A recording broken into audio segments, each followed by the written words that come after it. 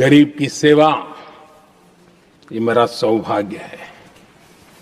4 करोड़ गरीबों को पक्के घर देना मैं जीवन में सुकून मानता हूं।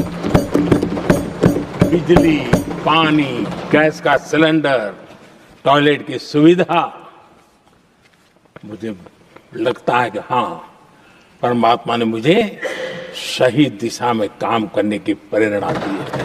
दूसरी तरफ लखनऊ के अकबर नगर में 1280 वो मकान हैं जिन्हें रिवर फ्रंट बनाने के नाम पे बुलडोजर से जमींदोज कर दिया गया। लोग चीखते रहे, बच्चे बिलखते रहे, वसुधैव कुटुंबकम का नारा लगाने वाली सरकार इंसानों के घरौंदे उजाड़ कर जश्न मना रही है। सभापति महोदय, मेरा बहुत भावुकता के साथ देश के प्रधानमंत्री से सवाल है कि इन उजड़ते हुए मकानों और बेघर होते हुए घरों को देख करके आपको नींद कैसे आती है, आप सो कैसे पाते हैं? मेरा सवाल है इस देश के प्रधानमंत्री से, या तो लोगों के घरौंदे उजाड़ना बंद करिए या फिर करोड़ों मकान बनाने की झूठी घोषणाएं करना बंद करिए। बुलडोजर लगाकर लोगों के आशियाने छीन लिए, महंगाई लाकर देश की जनता की थाली से निवाले छीन लिए और नारा लगाया कि हम तो सेवक हैं, 18-18 घंटे काम करते हैं। इन्हीं लोगों के लिए किसी ने शेर कहा है कि जो सच और झूठ में दूरी है वो दूरी समझते हैं। सियासी हाकिमों की हम भी मजबूरी समझते हैं, वो अपना हक समझते हैं निवाला छीन लेने को। डकैती को बहुत से लोग मजदूरी समझते हैं। हमें पता है कि कैसी मजदूरी की जा रही है। सरकार को आलोचना सुनने की आदत नहीं है सभापति महोदय। जब आप इनसे सवाल पूछिए तो ये कहते हैं कि आप बताइए 70 साल में आपने क्या किया है। मैं तो इस सदन में कहना चाहता हूं सभापति महोदय कि हमसे 70 साल का हिसाब मांगने वालों, जो सरकार अपना चलाया हुआ 2000 का नोट 7 साल नहीं चला सकी, वो हमसे 70 साल का हिसाब मांगती है। टूटा हुआ लश्कर का भरम देख रहे हैं, टूटा हुआ लश्कर का भरम देख रहे हैं और जिल्ले इलाही के करम देख रहे हैं। ताकत का नशा अक्ल पे हावी है तुम्हारी, तुम देख ना पाओगे जो हम देख रहे हैं। सभापति महोदय, अपने शीश महलों में बैठे हुए सरकार के सांसद और मंत्री कह रहे हैं कि महंगाई कम हो रही है। संसद की कैंटीन से बाहर निकल करके एक चाय का कप खरीदिए, तब समझ में आएगा कि महंगाई कम हो रही है या बढ़ रही है। किसी एक दिन अपनी किसी मजदूर की तरह अपनी दिन भर की दिहाड़ी लेकर के बाजार जाइए और अपने बच्चों के लिए राशन खरीदिए, तब पता चलेगा कि महंगाई कम हो रही है या नहीं हो रही है।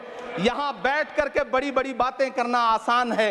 ये चूनर धानी धानी भूल जाते, ये पुरवा की रवानी भूल जाते, जो आकर 4 दिन गांव में रहते तो सारी लंतरानी भूल जाते। सभापति महोदय, जनता ने 63 सीटें कम क्या कर दी, ये सरकार तो अमृतकाल का नाम लेना ही भूल गई।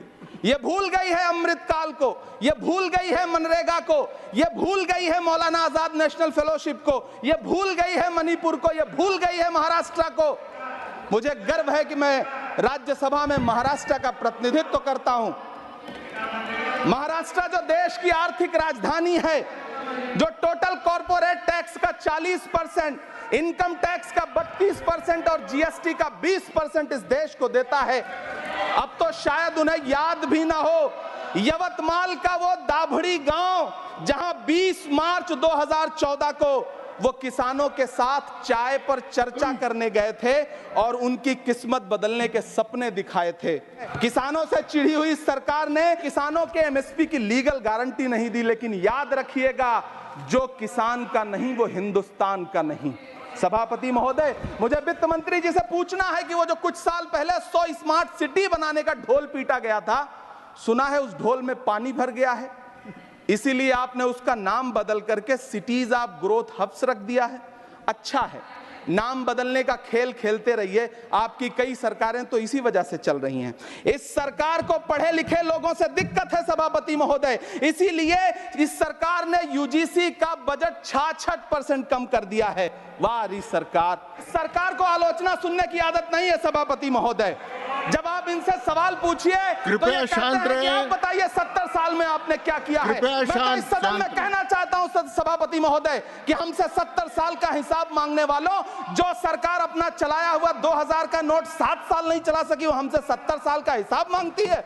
सभापति महोदय, इस सरकार ने नोटबंदी लगाकर देश की आम जनता की पूंजी छीन ली। बैठे नहीं बोले, कृपया टैक्स लगा करके छोटे व्यापारियों के कारोबार छीन लिए, पेपर लीक करवा करके युवाओं की आंखों से नौकरी के सपने छीन लिए, अग्निवीर लाकर देश के जवानों की उम्मीदें छीन ली, बुलडोजर लगाकर लोगों के आशियाने छीन लिए, महंगाई लाकर देश की जनता की थाली से निवाले छीन लिए और नारा लगाया कि हम तो सेवक हैं, 18-18 घंटे काम करते हैं। इन्हीं लोगों के लिए किसी ने शेर कहा है कि जो सच और झूठ में दूरी है वो दूरी समझते हैं, सियासी हाकिमों की हम भी मजबूरी समझते हैं, वो अपना हक समझते हैं निवाला छीन लेने को, डकैती को बहुत से लोग मजदूरी समझते हैं। हमें पता है कि कैसी मजदूरी की जा रही है।